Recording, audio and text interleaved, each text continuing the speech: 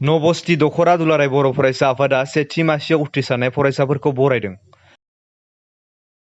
बर' बिजों आयदाजों फरायनानै बे बोसोरनि मेट्रिक आरो हायार सेकेन्डारि आनजादाव सेथि मासि उथ्रिसारनाय फरायसाफोरखौ नबस्थि दखरा एबसुआ मोनसे हाबाफारिनि गेजेरजों बरायदों। नबस्थि दखरा एबसुनि आफादगिरि तजेन नार्जारिनि मासि लानानै सामलायनाय हाबाफारियाव बाक्सा जिल्ला एबसुनि लोगो आफादगिरि बासिराम रामसियारि गाहाय आलासि महरै बाहागो लानानै बुंथियोदि जों जिउआव जाफुंसार जानो थाखाय गोब्राब नाजाथाबनाय गावखौनो फरायनायाव बावसोमनो हानांगोन अब्लासो जाफुंसार जानो हागोन होनना बुंथियो। बेनि अनगायैबो सोलोंथाइ बिथिं समाजारि बिथिंनि गोनांथार बाथ्राफोरखौ फोरमायथियो बासिराम रामसियारिया। सेथि मासियाव उथ्रिसारनाय फरायसाफोरखौ बरायनाय हाबाफारियाव थांखिजानाय बुंथिगिरि महरै बागानपारा एमपिएससि डाक्टर लासित कुमार बसुमतारी, बाक्सा जिल्ला एबसुनि हारिमु नेहाथारि कमल स्वर्गियारि, बिआर ब्रह्म गोजौ फरायसालिनि गाहाय फोरोंगिरि मनेस्वर ब्रह्म बिथांमोनजों लोगोसेनो ओनसोलनि गोबां समाज सिबियारि बिथांमोना बाहागो लादोंमोन। दिनै बाक्सा जिल्लानि सिङाव थानाय नबस्थि दखरा दुलाराय बर' फरायसा आफादा सेथि थाखोआव मेट्रिक आरो हायार सेकेन्डारिखौ उथ्रिसारनो हानाय फरायसा बिथांमोनखौ दिनै बिथांमोना बरायदों आरो बेवहाय बिथांमोना दिनै मेट्रिकआव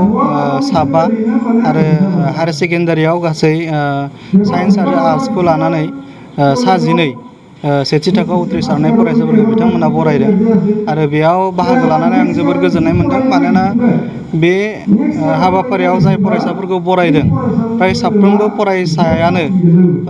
नबस्थि दखरानि सिङाव थानाय माखासे समाज सिबियारि बिथांमोननिनो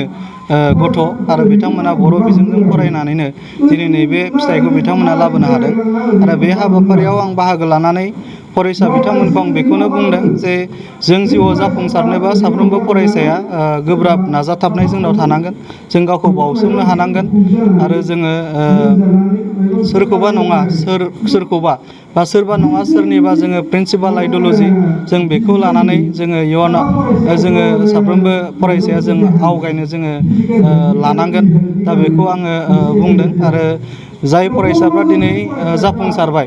दिनै मेट्रिक आरो हायार सेकेन्डारियाव जायफोर फार्स्ट टपार जानो हादों, धृतराज बास्तब कलितामोन, डक्टर पाल सयखियामोन, दा बिथांमोननि जि माखासे बावसोमनाय गावखौ खस्थ' खालामनानै फरायनाय बे बाथ्राफोरखौ आं बिथांमोननि सिगाङाव फोरमायदों आरो बिथांमोन बायदि जों मार्क लानोबा, बिथांमोन बायदि जों गोरों जानोबा जोंनि बर' फरायसाफोराबो बिथांमोना जिखिनिखौ खस्थ' खालामनानै फरायदों जोंबो एखे रोखोमै जोंबो फरायनांगोन। दिनै जोङो नुदों बर' बिजोंजों फरायनानै मेट्रिक लिरनाय जोंनि फरायसाफोराबो मार्कआ जोंना बारायबोगासिनो दङ।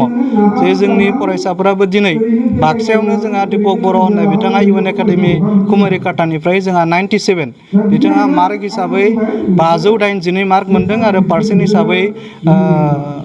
97 बा 97% लाना बिथाङा पास खालामदों आरो 97 मार्क मोननाय बा पार्सेन्ट मोननाय बिथाङाबो दिनै गोरों आरो बिथांखौ जों दिनै बिथांजों सावरायबाय, बिथांनि बिमा बिफाजों जों सावरायबाय। बिथाङा 97 मार्क केरि खालामनो हानायनि आन्दोआव मोनसेल' दङ, बे जाबाय गावखौ बावसोमना फरायनाय आरो खस्थ' खालामनानै फरायनाय। दा ओंखायनो आं साफ्रोमबो जोंनि 9, 10आव फरायनाय